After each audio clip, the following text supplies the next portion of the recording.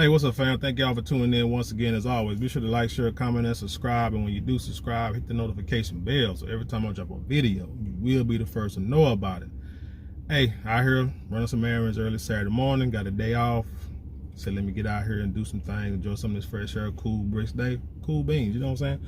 But I had to bring this story because I saw this yesterday, and it's just, I'm not surprised by what happened. And something like this needs to happen, you understand? But what it was is the school in DeSoto, Texas, you know, right out here in Texas City, just south of Dallas. You know, they call it the new South Dallas or the new Oak Cliff or what have you, because, you know, DeSoto, Lancaster, that area, you know, it's a lot of our people that moved out there over the past 20, 25 years or so. Now, it used to be like old money. Now, if you know, I know down here, if you know what old money means, if you don't know what old money means, that's like, you know, older white families or just middle class families, period, white, black, or what have you, because I had homeboys who stayed out there too, who stayed out there years ago. Nice neighborhood, middle class, nice neighborhoods.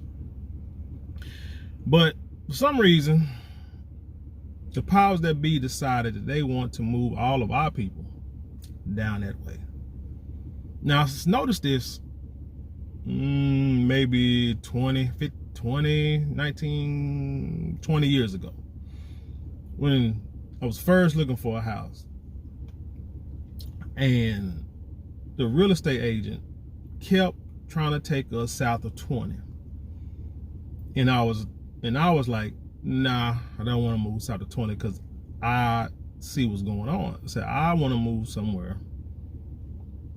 I just didn't want to move south of 20 because I see, like I said, they were trying to move all of us down there, and it's like, and you had the houses where you can get like 0 interest, no down payment, stuff like that. So, you know, it was a setup. Because matter of fact, I stayed in a neighborhood that was a nice middle class neighborhood in high school, and then when I moved out, the parents moved from there, but you start to see signs that said 0 down, 0 interest, no credit to get a house. Like, no, that's not how the world works. So you know what's coming in, you know what kind of element is being brought in.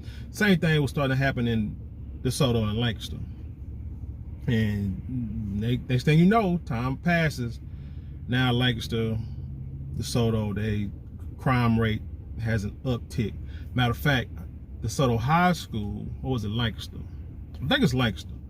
One of them high schools, they started to get, it was a high school in Dallas. Man, I don't want to, dang, I can't think of the name of it right now. But anyways, a high school that closed down in Dallas, and all the kids got shipped down there. And it's high school that was, when it was in Dallas, them kids didn't go to school, they didn't go to class, they always fought, hung out, low going to class rate, let alone, don't even think about the graduation rate. So they closed that school down and moved them kids to down that way. And they took the same attitudes, everything with them, right? So that's what Lancaster and DeSoto has become. That's why they call it the new, like, South Dallas, new Oak Cliff or whatever. So anyway, I said to say this. Yesterday, staff at this middle school, is called McCowan Middle School, staged a sick out in protest of not having the support when it comes to disciplining kids. Now, everybody knows this was bound to happen, right? When you're taking out they call it corporal punishment, but when you're taking out paddlings and stuff like that in school and standing them in the corner, you know, against, you know, standing in the corner when they do bad, stuff like that, public displays of, you know, of punishment, of embarrassment. When you take that stuff out of school, you knew that was going to become a problem when you start telling kids, you start telling teachers that they can't touch the kids, but then once the kids realize that you can't touch them, you know, that aha moment hits, that light bulb goes off. Because, you know, kids are going to try you.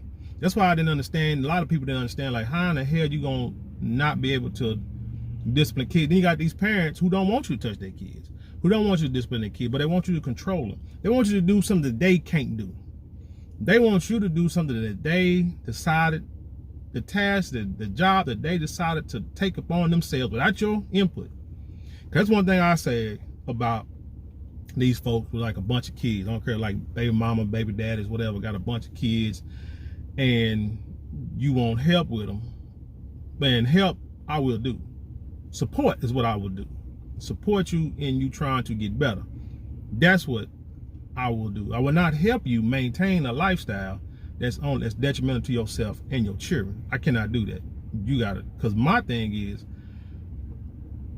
and I don't think it's fair for you to act like if I don't want to help you out, that I'm the bad guy.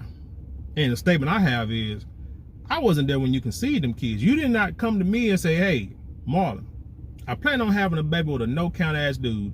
He don't work, sell drugs, he play video games all the time. If he do work, he go to Wendy's, work 2 hours a week, blah, blah, blah, stay with his mama. Or I got a job, he can come live with me, he can lay up under me, lay on my couch, play video games all day, smoke weed all day. This is a guy I plan on having kids with. Ain't nobody you ain't come and talk to me about that. So why in the heck, after the fact, after you make these dumb decisions, now you want me to not save you, but you want me to help you continue that bullcorn lifestyle so you can have more kids by the same type of dude and continue on this path. But anyway, so you got these parents who shouldn't be parents, who don't know how to be parents, who ain't even trying to take the time to learn to be parents. That's the issue, not trying to take the time to learn to be a parent.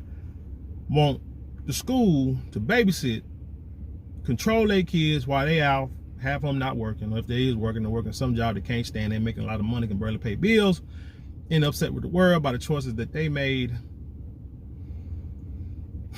Want these schools to control the kids so when they get home, they'll act right. That's not how the world works. That's not how it works. So these parents, this staff staged a lockout because of your badass kids. Let's just call it what it is. Or I just say your lack of parenting. Now, I'm not saying kids are not going to be bad. You can have 20 kids live in the same house, and all 20 of them are going to have different personalities. It's no guarantee that all of them are going to turn out great. Even you got 2-parent households, you know, biblical structure, homeschooling, taught them right from wrong, did the punishment, did the praise, and all that kind of stuff. There's no guarantee, but you want to increase your chances of having at least a decent kid to become a productive member of society and not be a menace. That's what you want to do. But these parents, so-called parents, don't even want to take the time to even learn how to do it and learn how to raise their kids so their kids can be all right. So they ain't got to grow up and, you know, worry about putting money on their kids' books, you know, worry about what day they're going to go visit, take this 7-hour drive to go visit their kid, their loved one, their grandchild, whatever. But again, they want the schools to do what they want the schools to do with 1,000 kids what they can't do with their one. Explain that to me. So the story goes, this, like I said, this is McCowan middle school. These half the staff called in sick. Now, the what is this woman called? The chief communication officer, Tiffany Blackman Jones, said they got wind of it on Thursday. That's the one thing I don't like about this, though, is because it got out. And so they was preparing. It might have something to do with the union, I'm not sure, but in how they make you operate. But if you're gonna protest something and make a stand or a statement, you can't. In order for it to be real effective, it's got to be a surprise. If somebody knows it's coming, then they can prepare, because she said that they was able to, you know, to move classes around, be proactive, move schedules, bring in people, outside people in, probably got like substitutes, probably gave them a little bonus to come in, and was able to, you know, just hold it down until the end of the day.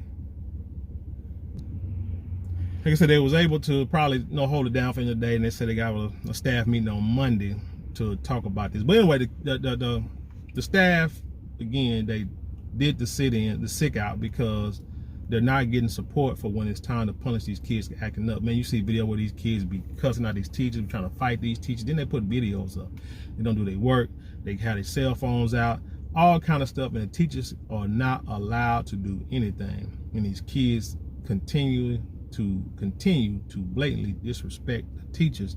And these teachers are having enough. My suggestion would have been to have, if you're gonna have because I done worked in places, you know, been in the medical field, when you're short staffed, they overwork you, they don't care.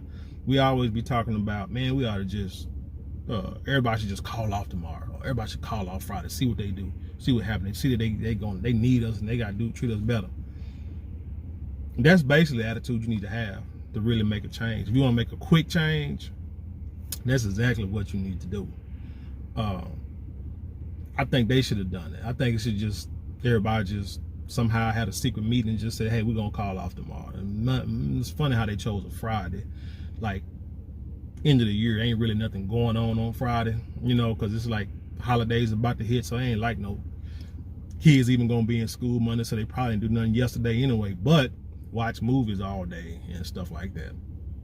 So I guess it can be a nice little warning shot, but my thing would have been, again, like I said, it may have something to do with how the union works, but my thing would have been to do this in the middle of the year, probably on a test day, or maybe like on a Wednesday or Thursday, and just everybody just call off and don't show up. And then after it happens, then y'all talk about it. Because if only a few do it, those few can get reprimanded. Now again, if they're in a union, then most likely nothing can really happen to them too much. But if everybody do it, shoot, can't nobody get reprimanded, union or not. You understand? Because then they're gonna have to like, shoot, we had to shut schools down. Don't y'all know y'all abandon these kids and this, that, and third? Like, well, shoot, y'all abandoning us and they parents abandoning them. So why the hell do I gotta sit here and deal with them? Their parents ain't trying to deal with them. They're not sending them to school telling them they have to respect the teacher, and if you don't respect the teacher, when you get home, I'm gonna beat your tail. They're not doing that. Like our generation had to. Hell, I do that with my own kids. But it just ain't got worse. But it just depends on your upbringing and your parents' upbringing. That's what it depends on, what you trying to accomplish and how you see the world. But I don't understand why they don't understand that something has to change. Or these kids, man, these kids in this country, they ain't got a chance. They don't have a chance because nobody is trying to hold themselves accountable for the upbringing of the children. They're acting like these kids can make good decisions. Kids can't make a good decision. You know what's funny? I'm looking at these stats. And it says that, I guess, statewide in Texas, there's a 14 to 18% annual turnover rate for teachers, right? And they say one school in Fort Worth actually had an 88% turnover rate this past year. And the year before had 42% turnover rate. And we're talking elementary school. Now, you would think elementary teachers would not leave. You would think this would be like high school, maybe junior high. But what y'all can understand is, third graders are the worst. Third graders, sixth graders, and ninth graders. Funny how it's every 3 years for some damn reason. I don't know. They might need to do some kind of study on that. But third grade and sixth grade, in some schools, sixth grade is elementary, some schools is junior high, just depending on where you at. But them kids are bad. I mean, they're going through something. They're trying to change and, you know, trying to get their life together and find themselves, and they gonna test you. And while they testing you, they are, I'm just pulling up here, like I say, finna get ready to get this oil changed. Whew, been out here for a grip. And that's just the time they just, you know, so those are the years they're trying to find themselves. That's all. So my thing is this, you know, shout out to the teachers for doing this. Like I say, this might just be like a warning, and then next time it may be something dramatic. You know what I'm saying? That sounds good and makes sense. But other than that, like I say, me from the jump, shoot, everybody call in, to the hell with these kids. Y'all are lucky. Teachers are not paid enough. Teachers are not compensated enough. Teachers are not like I say, and they're not supported by having to deal with these kids.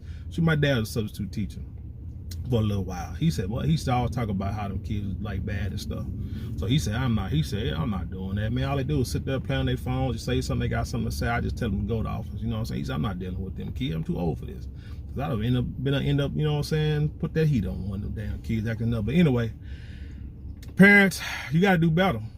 I'm sorry. I don't blame the teachers of wanting to walk out. I don't blame the teachers of wanting to, you know, quit teaching and this, that, and the third, because it ain't worth it.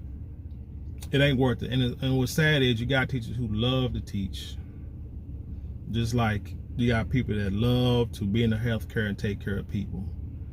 But when you feel that management does not support you in doing your job correctly, then you get ready to find, you know, something else to do. But anyway, that's all I got for this story, man. Like I say, I'm out here running around and doing some errands and stuff, but I wanted to do this video at the home front, but like I say, sitting out here, this stuff started hitting my mind, so I'm like, let me go and hit this while I'm thinking about it, because this is something that, yeah, these school districts really need to get into, really need